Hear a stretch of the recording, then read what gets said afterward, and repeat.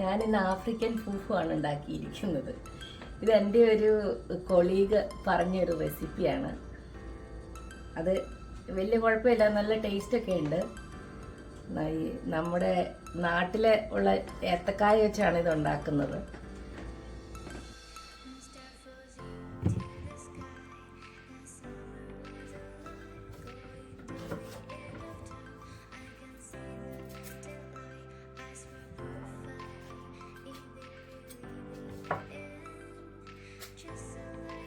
ഞാനിത് ഏത്തക്കായ വെച്ചാണ് ഉണ്ടാക്കുന്നത്.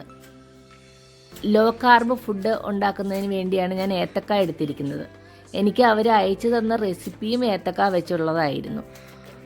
മൈദമാവ്, ഓട്സ്, വീറ്റ് ഫ്ലോറ്, കപ്പ എല്ലാം വെച്ച് ഉണ്ടാക്കാവുന്നതാണിത്. അതിനായിട്ട് ഞാനിപ്പോൾ 2 ഏത്തക്ക ചെറുതായിട്ട് അരിഞ്ഞ് വെള്ളത്തിലിട്ട് അതിൻ്റെ കറയെല്ലാം കളഞ്ഞ് മിക്സിയിലിട്ട് 1 കപ്പ് വെള്ളം ഒഴിച്ചങ്ങ് നല്ല പേസ്റ്റ് പോലെയാണ് അരച്ചെടുക്കുന്നത്.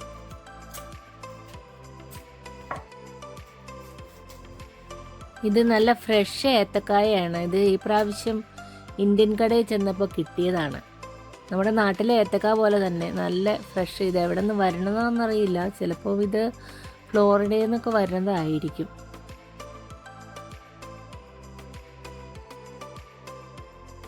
ഈ ഫൂഫു എന്ന് പറയുന്ന ഫുഡ് ഡിഷ് ഇത് ഇങ്ങനെ സ്റ്റിക്കി ആയിട്ടിരിക്കുന്ന ഒരെണ്ണമാണ്. ഇത് നമ്മൾ വേവിച്ചിട്ട് കുറുക്കി എടുക്കുമ്പോൾ അത് സ്റ്റിക്കി ആയിട്ടാണ് ഇരിക്കുന്നത്. ഇത് മിക്സിയിലിട്ട് അരയ്ക്കുമ്പം 2-3 പ്രാവശ്യമായിട്ട് വെള്ളം ഒഴിച്ച് നല്ല പേസ്റ്റായിട്ട് അരയ്ക്കണം.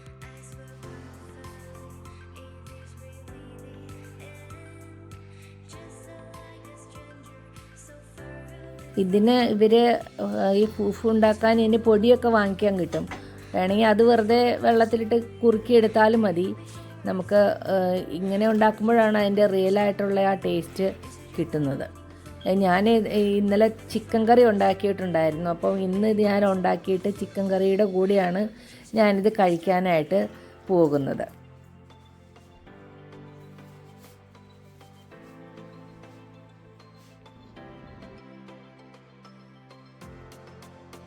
ഇതിപ്പോൾ ഓട്ടപാത്രത്തിലിട്ട് വെള്ളമെല്ലാം കളഞ്ഞതിന് ശേഷം മിക്സിയുടെ ജാറിലിട്ട് 1 കപ്പ് വെള്ളമാണ് ഞാൻ ഉപയോഗിക്കുന്നത്. 1 കപ്പ് വെള്ളം കൊണ്ട് തന്നെ ഏകദേശം ഇത് നന്നായിട്ട് അരഞ്ഞു കിട്ടും.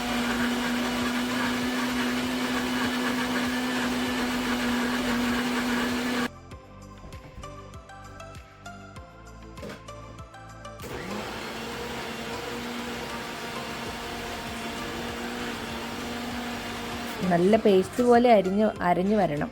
ഒന്ന് നോക്കട്ടെ. ഇത് നല്ല പേസ്റ്റ് ആയിട്ടുണ്ട്. ഇനി ഓഫ് ചെയ്യാം.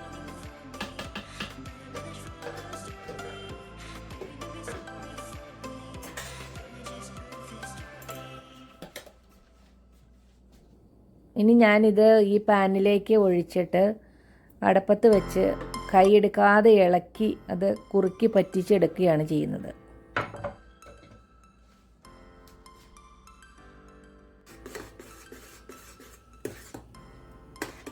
നമ്മൾ കൈയെടുക്കരുത്, കൈയെടുത്താൽ അടി പിടിക്കും. പിന്നെ ലോ ഫ്ലെയിമിൽ ഇടണം. അങ്ങനെ കുറുക്കി നമ്മൾ സാധാരണ അലുവയൊക്കെ ഉണ്ടാക്കുന്ന രീതിയിലാണ് ഇത് കുറുക്കിയെടുക്കുന്നത്.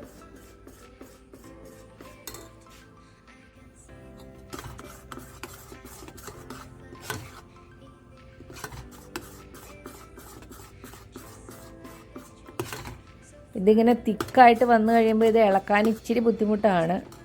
എന്നാലും ഇങ്ങനെ ഇളക്കി ഇത് നല്ല വെള്ളം പറ്റിച്ച് കുറുക്കിയെടുക്കണം.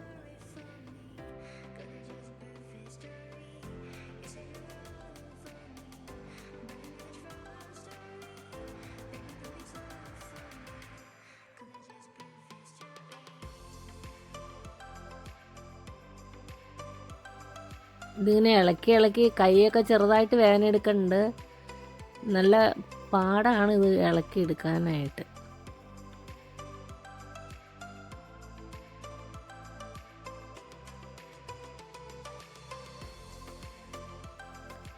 ഇതിപ്പോൾ ഇതാണ് ഇതിൻ്റെ ഒരു പരുവം. ഇതിങ്ങനെ ഇളക്കി ഇങ്ങനെ ഒരു ബോൾ പോലെ വരും.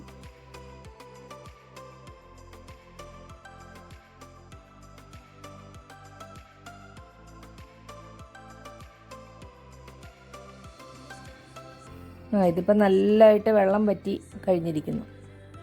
ഇനി ഇത് ഓഫ് ചെയ്യാം.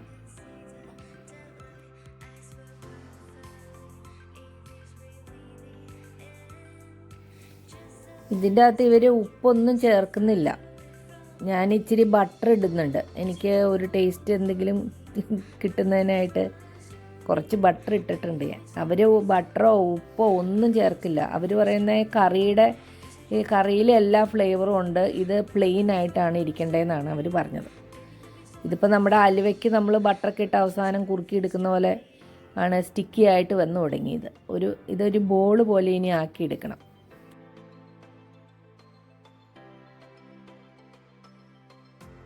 ഈ ബൗളിലേക്കാണ് ഞാൻ ഇടാൻ പോകുന്നത്.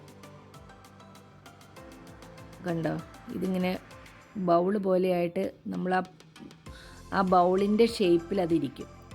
അവർ ഇത് ഒരു ക്ലിങ് റാപ്പിൽ വെച്ച് റൗണ്ട് ചെയ്ത് ഒരു റൗണ്ട് ഷേപ്പിലാണ് അവരത് വെക്കുന്നത്. ഞാനിപ്പം എനിക്ക് ഇതാണ് ഇഷ്ടപ്പെട്ടത്. ഇങ്ങനെ പ്ലാസ്റ്റിക്കിലേക്ക് വെക്കണ്ടല്ലോ എന്ന് വിചാരിച്ചു.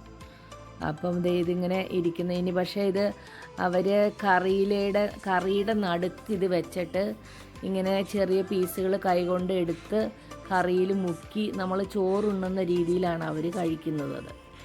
ഞാനിപ്പോൾ എളുപ്പത്തിന് വേണ്ടി ഇത് നമ്മൾ കൊഴുക്കട്ട പോലെ ഞാനിത് ബോളാക്കിയിട്ട് വെക്കുവാണ്. അപ്പോൾ നമ്മൾ ആ ഓരോ ബോൾ എടുത്ത് കറിയിലേക്ക് വെച്ച് കഴിക്കാമല്ലോ എന്ന് വിചാരിച്ചു.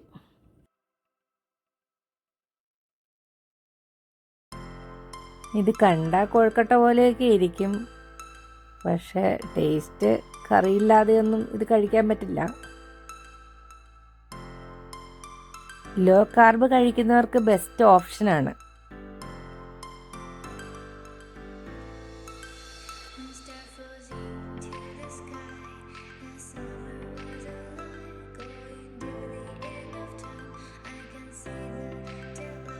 കണ്ടോ എങ്ങനെയുണ്ടെന്ന് നോക്കിയേ എൻ്റെ ഫൂഫു. ഇത്രയും ബോള് കിട്ടിയിട്ടുണ്ട് എനിക്ക് 2 ഏത്തക്ക വെച്ച്. ഞാൻ ചിക്കൻ വിന്താലു ആണ് ഇതിനായിട്ട് കറിയായിട്ട് എടുക്കുന്നത്. ഞാൻ കഴിഞ്ഞ ദിവസം ഇതിൻ്റെ വീഡിയോ അപ്ലോഡ് ചെയ്തിരുന്നു ഷോർട്സ് ആയിട്ട്.